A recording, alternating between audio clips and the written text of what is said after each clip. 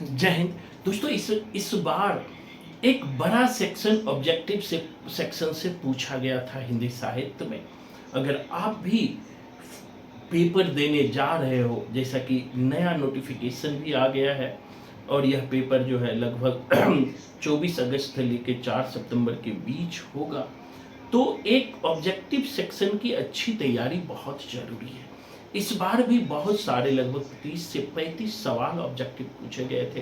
तो हिंदी साहित्य के संपूर्ण इतिहास को टिप्स पर रखना जरूरी है।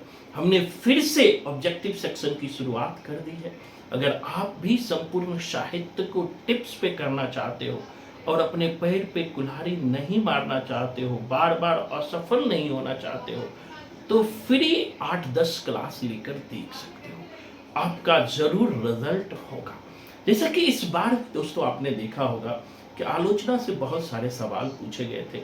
एक तो आचार्य रामचंद्र शुक्ल से 3 सवाल पूछे गए थे और रामविलास शर्मा के रचनाओं का आलोचनाओं का भी क्रम पूछा गया था। अगर आपको कोडिंग याद होता तो आप गलत करके नहीं आते। रामविलास शर्मा, जैसे कि हमने क्लास में भी रामविलास शर्मा की सारी रचनाओं को कोडिंग से टिप्स पर करवाया, लेकिन यहाँ पर हमने कुछ महत्वपूर्ण रचनाओं को लिया है जिसे कि आपको आज हम टिप्स पर कराएंगे। और पूरे भारत का दोस्तों यह पहला कोचिंग सेंटर है जो आपको रिजल्ट की लिखित गारंटी देती है। जब तक आपका रिजल्ट नहीं होगा तब तक क्लास मिलेगा।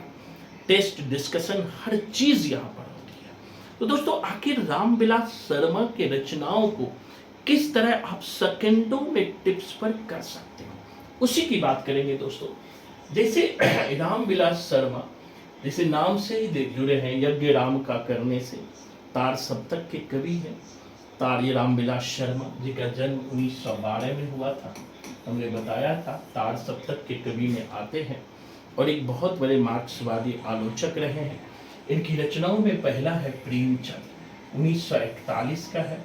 भारतेंदु युग, ये भी पूछा था, 1943 का है। साहित्य और संस्कृति 1949 का है। प्रगति और परंपरा भी 49 का है। प्रेमचंद्र और उनका युग 52 का है। प्रगतिशील साहित्य की समस्या 54 का है। निराला की साहित्य साधना 3 भाग में 69, 72, 76।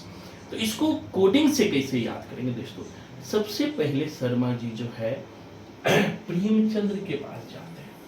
कोड समझ, 41 साल की एज में शर्मा जी यानी रामविलास शर्मा प्रेमचंद्र के पास जाते हैं और वहां जाकर के प्रेमचंद्र से भारतेंदु युग की चर्चा करते हैं 43। कोड समझना कि शर्मा जी 41 साल के एज में प्रेमचंद्र के पास जाते हैं और प्रेमचंद्र के साथ बैठ करके भारतेंदु की बातें करते हैं।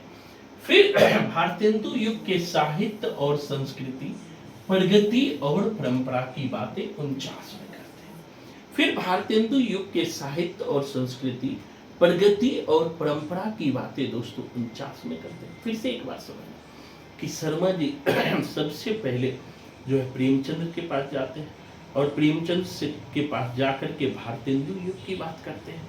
फिर भारतेंदु युग के ही प्रगति और परंपरा और साथ ही साहित्य और संस्कृति की बातें करते हैं।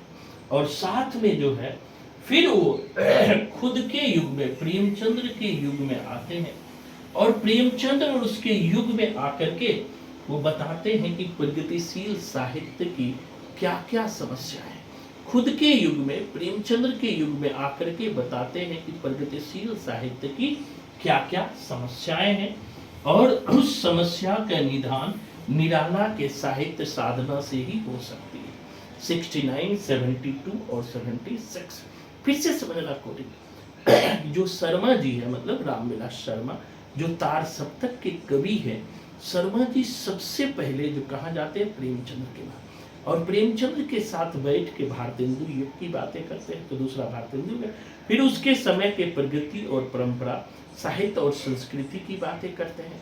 फिर खुद के युग में, खुद प्रेमचंद्र अपने युग में यानी प्रेमचंद्र और युग में जो है प्रगतिशील साहित्य की समस्या को बताते हुए कहते हैं कि आप अगर समस्या से बचना है तो निराला की साहित्य साधना करो 69, 72 और 76 में। और भी रचना है, जब आप क्लास में जुड़ेंगे तो संपूर्ण साहित्य को आपको टिप्स पर कराया जाएगा। तो एक बार जरूर दोस्तों मैं सबसे कहना चाहूँगा, कोई फीस नहीं है, डिस्क्रिप्शन में मेरा नंबर भी रहता है, फ्री 1 वीक क्लास लेकर देखो। अगर आपकी जिंदगी नहीं बदली तो आप कभी भी क्लास छोड़ सकते हो। रजिस्टर पूरे भारत का पहला कोचिंग सेंटर है जो आपसे रजिस्ट्रेशन के रूप में फीस भी नहीं लेता है। धन्यवाद, जय हिंद।